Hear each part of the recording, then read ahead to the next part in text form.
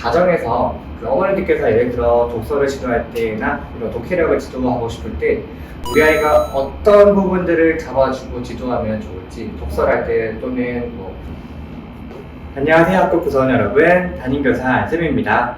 우리 학원 없이 공부 잘하는 아이 만들기라는 시리즈 진행하고 있습니다. 저보다 더욱더 전문가이시고 저보다 교직 선배님이신 김서영 선생님 모시고 엄마표 국어에 대해서 이야기를 한번 해볼까 합니다. 우선 선생님 자기소개 간단하게 부탁드리겠습니다. 안녕하세요, 김서영입니다. 저는 지금 교직 경력이 올해로 26년 차예요. 네, 지금 교감으로 일하고 있고요. 네, 우리 선생님들, 학부모님들, 그리고 우리 어린이들 책과 강의 또 방송에서 열심히 만나고 있는 초등교육 전문가입니다.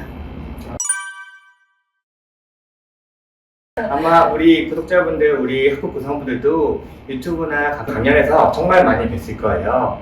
제가 그런데 영상을 보면서 초등 교사들은 보통 전 과목을 가르친다고 하잖아요. 네. 그 중에서 특히 국어에 훨씬 관심이 많으시던데 네. 그 이유가 따로 있을까요? 국어는 사실 가장 기본이 되는 과목이고 국어적인 능력이 이런 언어 능력이 뒷받침되지 않으면 사실 다른 교과의 학습이 불가능하기 때문에 국어는 모든 과목의 기본이고 시작이고 또 어떻게 보면 끝이라고 생각해요. 국어적인 그런 능력을 받침으로 했을 때 사실 다른 과목의 문제도 풀 수 있고 이 문제에서 요구하는 것이 무엇인지를 또 말로 표현을 하잖아요. 논술이라는 것도 그렇고 수학이나 사회과학 다 마찬가지죠. 그래서 저는 사실은 이 모든 교과가 다 표현되는 방식만 다르지 사실은 이게 다 우리가 얼마나 잘 언어적으로 이해하느냐의 차이라고 봐요. 시작과 끝은 국어다. 이게 요즘에도 통용되는 말인지 모르겠지만 제가 공부하던 시절에는 상위권으로 가려면 수학을 잘해야 되고 최상위권으로 가려면 국어를 잘해야 된다는 말이 있는데 결국 선생님의 말씀에 시작과 끝이 국어라는 말이 조금 공감이 가는 편입니다. 그럼 우리 학생들 초등식기 꼭 잡았으면 중고등학교 가서도 조금 국어 걱정이 덜할 수 있는 요소들이 무엇이 있을까요?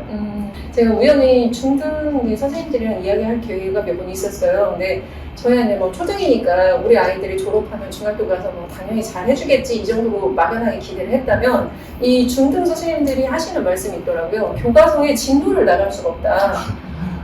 이게 펴서 수업을 하는데 모르는 단어에 밑줄을 치라고 하면 어마어마하게 밑줄을 친대요. 그래서 교과서 자체를 이해를 못하는데 우리가 진도를 어떻게 나갑니까? 왜 초등 선생님들은 이걸 안 가르치세요? 라고 말씀을 제가 최근에도 들었어요. 네. 그런 부분을 말씀하세요. 왜 아이들이 이렇게까지 독해력이 떨어집니까? 네. 교과서의 어휘를 모른다는 건 초등에서 어휘가 충분히 뒷받침되지 않은 상태로 올라온 거 아닙니까? 초등 선생님들은 뭐 하십니까? 이렇게 이야기하세요. 네. 네, 그래서 진으로 못 나간다. 네. 그러니까 사실 초등에서 우리가 해줘야 될 정말 다양한 일들이 있지만 교과서를 딱 폈을 때는 교과서에서 쓰인 어휘들이 있잖아요. 제가 이제 책에서는 이걸 학습 용어 그리고 전문 용어, 일상 용어 이 정도로 나눠서 설명을 드렸지만 일상적으로 하는 말은 사실 우리가 안 가르쳐줘도 돼요. 학교, 우유 뭐 이런 거 안 가르쳐줘도 다 알잖아요. 그런데 수업을 하면서 선생님들이 이제 중요하다고 생각하시는 학습의 개념이 되는 핵심 개념들을 짚어주시죠. 네, 이렇게 짚어주는 용어들 보면 이런 용어는 사실 교과서에서는 볼 수 있는데 일반 동화책에서는 잘 안 나와요. 그래서 거꾸로 독서 관련해서 강의를 할 때 학부모님들이 많이 물어보시는 것 중에 하나가 왜 동화책은 많이 읽었는데 교과서는 어렵다고 하죠? 예요. 근데 당연히 여기서 다뤄지는 어휘가 다르기 때문이에요. 그 정도로 동화책과 우리가 교과서에서 다뤄지는 어휘 자체가 달라요. 그러면 학부모님들께서 이 상급학교에 진학해서 우리가 앞으로 공부를 잘하는 아이로 키우고 싶다면 당연히 아주 아이가 어릴 때부터 차근차근 정말 체계적으로 조금씩 꾸준하게 어휘도 다뤄주시고 그리고 읽은 내용에 대해서 핵심이 무엇인지 요약하면 어떤 뜻이 될지 앞으로 어떤 일이 벌어질지 이런 식의 독해 지도를 조금씩 해주시는 거죠. 네, 아이가 스스로 책을 읽는 건 독서예요. 그런데 독서 교육이라면 반드시 이 부분에 대한 지도를 해주셔야 돼요. 이걸 읽은 것이 어떤 내용이지? 이것은 주인공이 왜 이런 행동을 했을까? 이런 지도를 조금씩만 해주셔도 아이의 독해력은 쑥쑥 자라거든요. 그러니까 복잡하고 어렵게 그리고 뭐 비싼 돈을 많이 들여서 하지 않아도 얼마든지 하실 수 있어요. 가정에서도 어휘 그리고 이 어휘를 바탕으로 하는 학습 용어들, 개념어들 그리고 충분한 독해력을 갖추기 위한 그런 다양한 지도들 가정에서 하실 수 있는 쉽고 가벼운 그런 지도들부터 해주시면 어떨까 싶어요. 네. 중학교 선생님 말 들으니 약간 초등교사로서 죄송한 마음도 들고 또 어떻게 지도하면 좋을까라는 반성도 하고 있습니다. 마찬가지 우리 학부모님께서도 말씀해주신 어휘력이나 그 다음에 독해력, 이런 문해력 등에 대해서 조금 지도 방법이 궁금하실 수도 있는데 한번 제가 질문을 드려보도록 하겠습니다. 그러면 이 독해력이나 문해력의 차이가 실제 학교 현장 초등학생들 사이에서 느껴지나요? 중학교는 네, 더 느껴진다고 보는데. 네. 이제 6학년 아이지만 독해 수준이 아주 현저히 떨어져요. 한 2, 3년 정도 낮은 그런 느낌이 들었거든요. 그런데 이렇게 수준이 떨어지는 아이가 있는가 하면 수준이 어마어마하게 높은 아이도 있어요. 수학 실력이 천차만별이다 하는 사람들이 다 그런가 보다 해요. 당연히 그렇겠지. 누구는 올림피아드 문제 풀잖아. 그렇죠. 누구는 뭐 경시대회 나가고 누구는 무슨 되게 어려운 탐구대회 나간다더라. 이거를 엄마들도 이해를 하시는데 국어 실력이 이렇게 차이가 난다는 부분에 대해서는 잘 모르시는 거예요. 왜냐하면 한글은 특히나 쉬운 글자이기 때문에 글자를 읽으면 독해도 할 수 있다 정도로 생각을 하시더라고요. 근데 전혀 다르죠. 읽고 이해할 수 없다면 그거는 독해력이 아직 갖춰지지 않은 상태로 봐야 돼요. 학부모님께서도 이런 부분에 대해서 이렇게 염두에 두시면 좋을 것 같아요. 독해 수준은 자기 수준보다 낮을 수도 있고 연령에 똑같이 맞출 수는 없다. 네, 5학년 아이라고 해서 다 똑같이 5학년 수준에 가 있는 게 절대 아니다. 얼마든지 차이 날 수 있다라고 생각하시면 좋을 것 같습니다. 진짜 말씀하신 것처럼 국어라는 게 정말 어른들 생각에는 그냥 읽기만 하면 되는데 왜 어려워하지? 라고 할 수 있는데 그 단순히 읽는다랑 보고 읽는다랑 생각하면서 읽는다 차이가 정말 어마어마한 거라고 생각을 합니다. 그럼 교사들 입장에서도 충분히 이렇게 지도를 해야겠지만 가정에서 그 어머니들께서 예를 들어 독서를 지도할 때나 이런 독해력을 지도하고 싶을 때 우리 아이가 어떤 부분들을 잡아주고 지도하면 좋을지 독서를 할 때 또는 뭐 독해력을 기를 때 좀 구체적인 방법가 있을까요? 네, 독해력으로 가는 그 단계가 있다고 해요. 전문가들은. 시작은 당연히 어휘예요.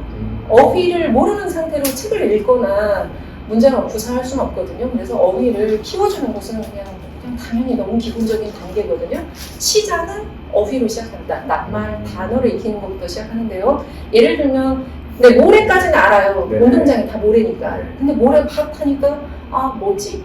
하는 거예요. 바닷가에 가본 적이 있는 아이가 이 생각하는 모래밭과 그렇지 않은 아이도 다르겠죠. 그러니까 어휘를 익히고 키워주는 데는 당연히 기본적인 배경 지식이 필요해요. 근데 아이가 가지고 있는 배경 지식은 되게 얕잖아요. 네네. 그래서 사실은 배경 지식과 그리고 음독이 잘 되는 사람이 충분히 읽어주는 게 굉장히 중요하죠. 네, 어휘부터 시작을 하는데 하나씩 정말 차근차근. 특히 우리말은 한자어 아주 많잖아요. 네, 한자어를 어떤 가정분들은 외우라고 시키시는 분도 있더라고요. 근데 이 외워서 아는 그런 한자와 입으로 쓸 수 있는 한자는 또 다르다고 생각해요. 네, 그래서 한자어 같은 경우도 나왔을 때 이걸 하나씩 조금씩 풀어서 짚어주실 필요가 있는 거예요. 책을 읽으면서 이제 어려운 단어가 나왔을 때 이게 무슨 뜻인지 이제 가볍게 설명해 주는 거예요. 뭐 사전 간다, 찾아보는 이런 의미가 아니라 가볍게 설명. 그리고 엄마가 지금 설명한 게 뭐라고 했지? 물어보고 아이 말로 다시 되짚어서 설명하기. 그리고 또 읽으면서 비슷한 구조의 문장 여러 번 반복해서 읽기. 그 다음에 또 나아가면서 읽은 내용이 이제 길면 안 되고요. 짧게 한 단락 정도로 이제 문단이라고 이해하시면 좋을 것 같아요. 그러니까 문단별로 끊어서 이만큼 읽고 무슨 이야기인지 한번 이야기 나눠보고 핵심이 무엇인지 중요 단어가 무엇인지 이렇게 체크도 해보고 또 단락별로 읽고 이야기 나누고 이런 과정들을 반복해 주셔야 독해력이 늘어요. 근데 사실 어떻게 보면 그냥 저절로 늘면 너무나 좋겠지만 해줘야 되는 게 상당히 많은 거죠. 그쵸, 너무 많은 거. 네, 너무 많은 거죠. 근데 걱정하실 필요가 없는 것이 전문가들의 의견 중에 하나가 10만 자 정도의 언어 경험을 굉장히 중요하게 보더라고요. 근데 이 10만 자는 4학년 정도 가면 10만 자가 쌓인대요. 근데 4학년 정도 갔을 때 이 아이들이 가지고 있는 그런 모국어의 경험이 충분히 쌓이는 그런 상태가 되면 더는 이제 맞춤법이 틀리지도 않고 이상한 문장으로 말하는 일도 이제 없어지죠. 그래서 5, 6학년 학부모님들 만나서 제가 이야기를 나눠보면 5, 6학년 학부모님 중에 맞춤법 띄어쓰기로 질문하시는 분들은 별로 없어요. 별로 없고 대부분은 1, 2학년에서 물어보죠. 맞춤법 틀리는데 어떡하죠? 이거 다 짚어주셔야 되나요? 띄어쓰기 어떡하죠? 이런 고민을 이제 그때 4학년 즉 10만자가 넘어가면 더는 그런 고민을 안 하게 되는 거죠. 그러니까 자연스럽게 언어 경험은 쭉 쌓여가는 거니까. 그러니까 너무 걱정하지 마시고 가정에서는 이렇게 제가 지금 몇 가지를 계속 반복해서 말씀드리는 이런 것들 짚어주시는 거예요. 네, 정말 귀한 말씀해 주셨는데 독해력은 아까 말씀하신 것처럼 책을 읽고 나서 처음부터 긴 것이 아니라 문단으로 나눠서 핵심 문장을 찾는데 문해력이든 독해력이든 결국에 시작 단계는 어휘력이다. 우리 아이들이 충분히 말씀하셨던 10만자 배경 지식이나 어휘를 충분히 늘려야 되는데 우리 학부모님께서 궁금하신 것이 어휘력 하면 결국 우리나라 말은 한자어 말씀하신 것처럼 한자가 많다라고 하잖아요.